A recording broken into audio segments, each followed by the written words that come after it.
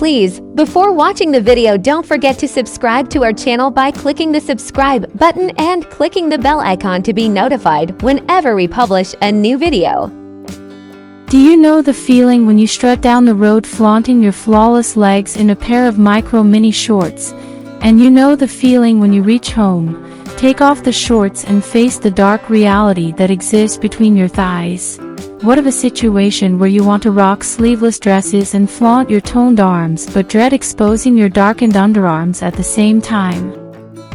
We all know how comfortable it is for us to wear shorts and sleeveless tops during summer, but some of us have got dark underarms and inner thighs. Since these areas are prone to much friction, they tend to easily get darker in tone than the rest of your body. These phenomena are more commonplace than you realize. If you have dark armpits and thighs, don't worry, we've got you covered. Today's video, we're going to talk about 2 most effective homemade tips and tricks to get rid of dark armpits and inner thighs, and you will soon be free to wear whatever dresses you want. To begin with, baking powder pack. Mix 1 teaspoon of baking powder in a few drops of water. Apply it on your inner thighs and underarms. Leave it for 10 to 15 minutes, and then rinse off. Baking powder is an excellent natural lightening agent and can effectively lighten the inside of pigmented thighs and even dark underarms.